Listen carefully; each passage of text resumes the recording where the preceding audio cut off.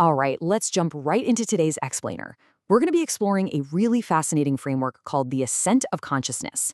Basically, it maps out the ultimate journey of reality. We're talking about going from the absolute heaviest, densest physical matter and all the daily struggles that come with it, all the way back up to pure divine perfection.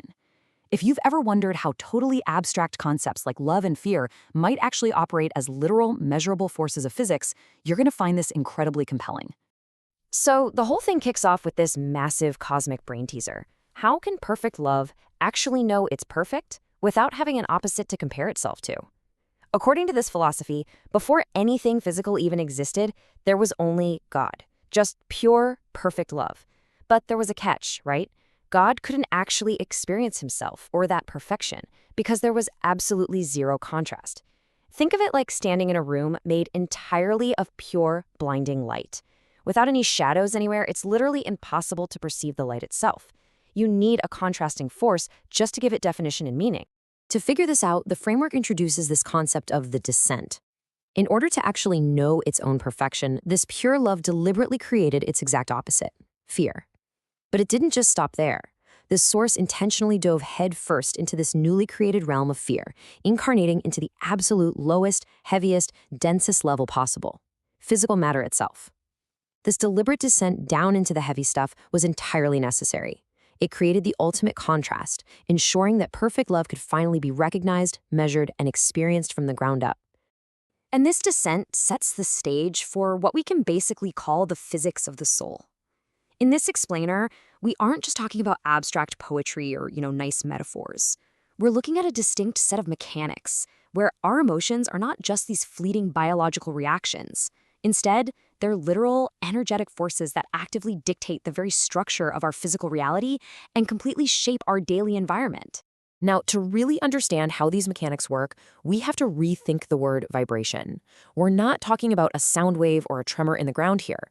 It's the actual, measurable, energetic frequency of a soul's evolution, and it is directly tied to our capacity for love. Because love is an intensely energetic feeling, the framework suggests that the more loving we become, the higher and faster our literal rate of vibration becomes. What this does is create this brilliant cosmic tug of war that dictates our entire existence. On one side, we've got love. It's a bright, high, super fast vibration. It's this intense energy of total freedom, constantly pulling us upward, closer to God and pure perfection. And then, on the exact opposite side, we have fear. Fear is a dark, slow, and incredibly heavy vibration. It drags us way down in sheer density, creating severe limitation, disharmony, and ultimately absolute bondage. Which naturally leads us to wonder about our day-to-day human experience. You're probably thinking, if we're all ultimately part of this divine, loving source, why do we face so many brutal struggles, illnesses, and hardships here on Earth? Why is life so inherently difficult sometimes? Well, the answer lies in seeing our physical world as a mirror. Since humanity currently kind of hangs out in a relatively slow, low vibration, the fundamental rules of this universe dictate that we have to inhabit an environment that perfectly matches us. We literally cannot live in a high vibration, heavenly realm if our personal frequency is being dragged down by fear. So our harsh surroundings simply mirror our low evolution. That is exactly why we encounter all these earthly maladies, disease, violent conflict, and systemic disharmony. It is not some divine punishment being handed down from above, it's simply a perfect vibrational match to our current state. But here is the major turning point. We aren't meant to stay stuck in this heavy, painful density forever. In fact, the entire purpose of that original plunge down into matter was to set up this incredible journey back. This upward climb, this return to the light, is what's known as the virtuous ascent. So how does this ascent actually play out in practice? Well, as souls make the conscious choice to become more virtuous and loving, their literal rate of vibration speeds up. And because of that unbreakable mirroring principle we just talked about, this increase literally shifts their reality. As your vibration rises, you begin to physically inhabit more harmonious, beautiful environments. Your own character, and incredibly, the characters of the people who surround you, are elevated to perfectly corresponds to that new, higher frequency of love. You shift your world simply by shifting your vibration.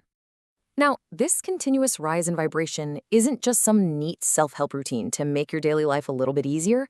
It is a massive, cosmic journey. We're talking about the grand trajectory of all consciousness in the universe, systematically finding its way back to its ultimate divine origin point.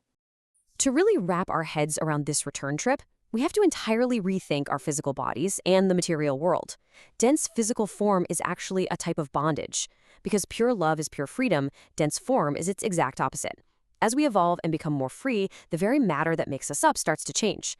It becomes more spiritual, more rarefied, and highly responsive to thought. Spiritual evolution is the literal, physical shedding of this dense bondage. Think of it like an epic evolutionary ladder for the soul. We all start out at the very bottom in dense form, totally trapped in the heavy bondage of matter and fear. But through active, daily choices, we step up into rising vibration, incrementally becoming more and more loving. Eventually, we shed so much of that density that we reach a state of rarefied formlessness, where our matter becomes highly spiritual. And finally, at the very top of the climb, we achieve pure consciousness, just experiencing perfect bliss and absolute oneness. At the very top of this ladder, we hit this fascinating, mind-bending philosophical threshold. As we approach pure consciousness, we actually lose our physical form completely. Why? Because the immaterial has absolutely no boundaries. Think about it. Without physical boundaries to separate you from me, individual consciousness just seamlessly merges. It unites fully with God and with all other existence in the universe, experiencing perfection to its absolute maximum. And that brings us to a highly provocative conclusion. In this framework, the evil in our world can be viewed as a necessary step along the ladder of our evolution, without which our growth would be inauthentic. Let that sink in for a second. Evil, fear, and density aren't just cosmic accidents or mistakes. They are the essential friction. If pure love hadn't plunged into fear to create contrast, we couldn't authentically choose to return to the light. The darkness is precisely what makes the choice of light actually mean something. So I'll leave you to ponder this as we wrap up our explainer today. Are the challenges and evils you face simply necessary steps for your own authentic growth? If we view reality through this cosmic lens, what if the frustrating, painful challenges in your life aren't actually holding you back, but are the very rungs on the ladder pulling you toward a higher vibration? It's a pretty powerful way to reframe our struggles, right? Not as punishments, but as the exact contrast we need to find our way back to pure, perfect love. Thanks for exploring this framework with me today.